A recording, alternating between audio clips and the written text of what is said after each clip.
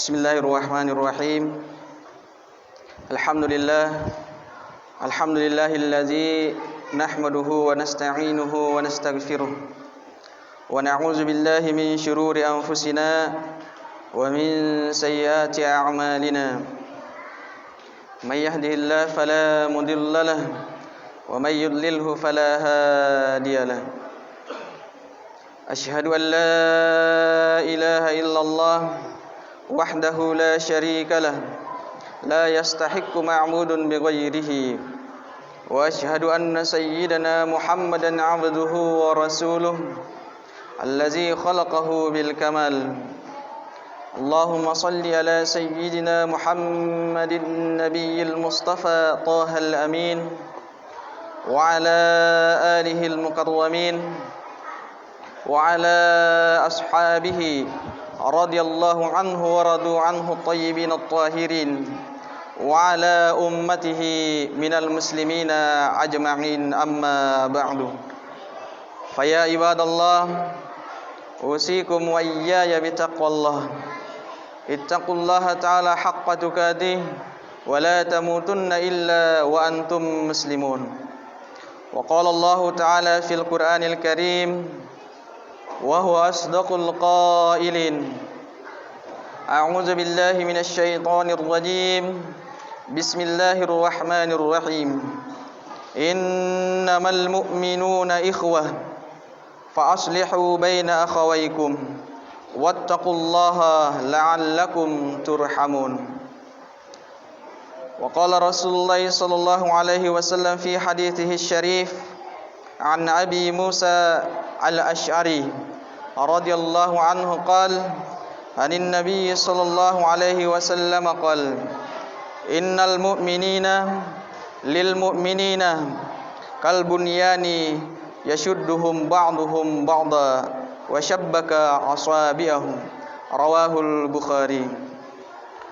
Shadaqallahul azim wa ballaga rasuluhul karim wa nahnu ala zalika minasyahidin wasyakirin walhamdulillahi rabbil alamin. Hadirin yang dimuliakan oleh Allah Subhanahu wa taala, alhamdulillah, itulah kalimat yang paling patut kita ucapkan sebagai wujud kesyukuran kita kepada Allah Subhanahu wa taala atas segala limpahan nikmat dan karunia yang telah diberikan, yang telah diamanahkan kepada kita semua, yang kemudian kita pergunakan di jalan yang diridhoi oleh Allah Subhanahu wa taala, yang pada saat ini kita buktikan dengan melaksanakan ibadah salat Jumat secara berjamaah. Salawat dan taslim tak lupa pula kita haturkan, kita kirimkan, kita persembahkan kepada junjungan kita Nabi besar Muhammad sallallahu alaihi wasallam. Allahumma salli ala sayyidina Muhammad. Semoga salawat yang kita kirimkan menjadi sarana atau menjadi sebab bagi kita untuk mendapatkan syafaat dari Rasulullah sallallahu alaihi wasallam. Hadirin yang dimuliakan oleh Allah Subhanahu wa taala, sebagai wujud daripada tema yang diamanahkan kepada khatib, insyaallah khatib akan mengutip sebuah ayat kemudian menjelaskan semaksimal mungkin. Allah Subhanahu wa taala berfirman dalam Al-Qur'an, A'udzubillahi minasyaitonir rajim. Innamal mu'minuna ikhwah fa aslihu baina akhawaykum wattaqullaha la'allakum turhamun. Dalam ayat ini Allah Subhanahu wa taala mengajarkan kepada kita, mengedukasi kita khususnya umat muslim dan pada umumnya semua umat manusia. Allah Subhanahu wa taala memberikan pesan pada kita sebagai orang-orang yang beriman. Kata Allah, innamal mu'minuna ikhwah.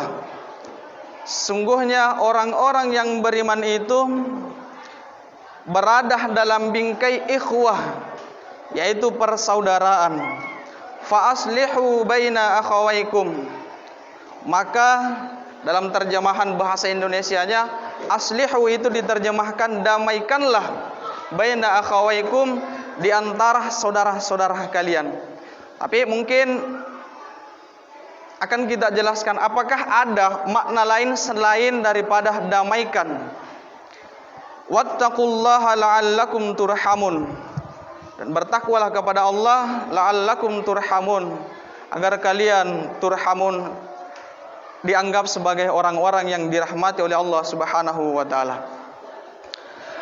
Hadirin yang dimuliakan oleh Allah Subhanahu wa taala, ketika kita membaca tafsir daripada para ulama-ulama kita, semisal tafsir Al-Baghawi, semisal tafsir Ibnu Katsir dan lain-lain, maka kita akan menemukan penafsiran bahwa yang dimaksud dengan al-mu'minun, innamal mu'minuna, al-mu'minun di sini adalah orang-orang Islam, di mana mereka telah mengucapkan 2 kalimat syahadat pada zaman Rasulullah sallallahu alaihi wasallam.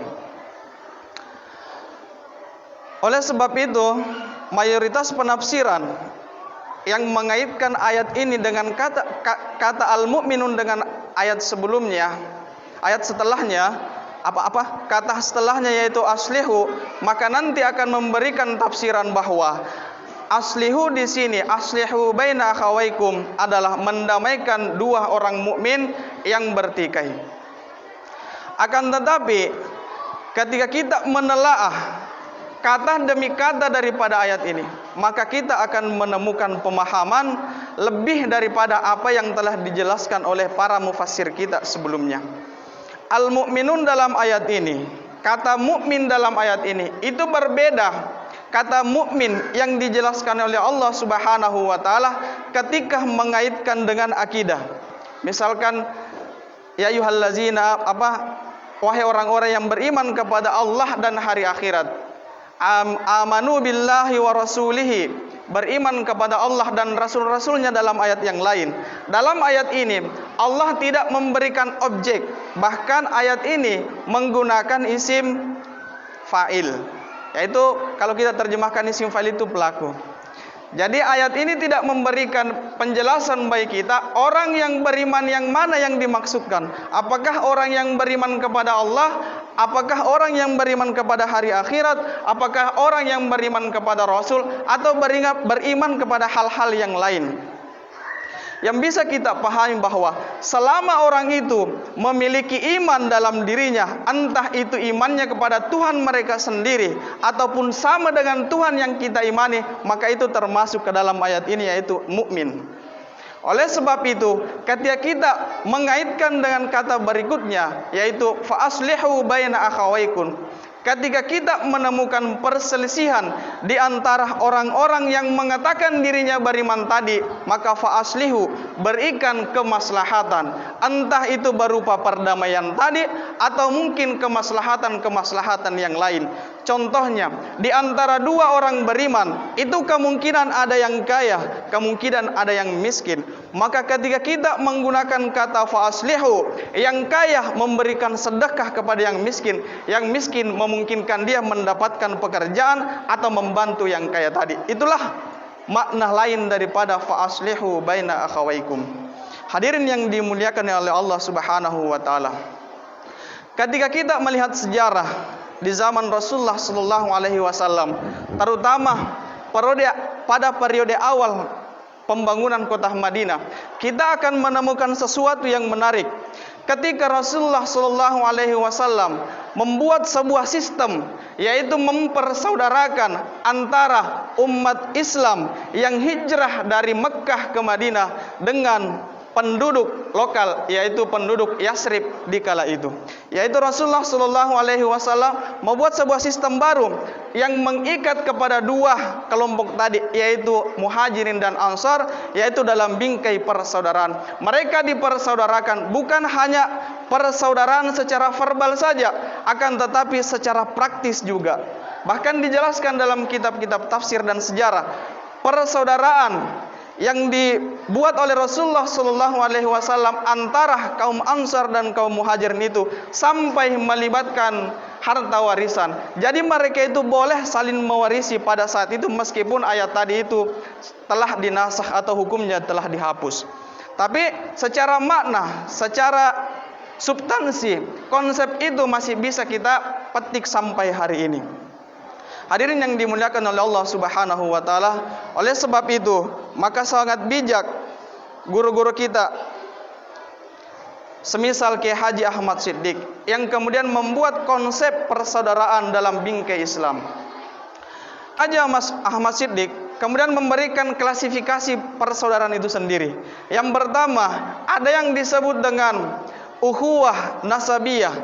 Orang bersaudara, tapi dari sudut pandang nasab, sudut pandang darah, mungkin saudara kandung, mungkin sepupu, atau mungkin ikatan-ikatan keluarga yang lain. Itu yang pertama. Yang kedua, ada ukhuwah Islamiyah. Mungkin saja tidak ada ikatan darah, mungkin saja tidak saudara, akan tetapi yang menjadikan dia bersaudara adalah agamanya. Ukhuwah Islamiyah, Islam yang menjadikan dia bersaudara.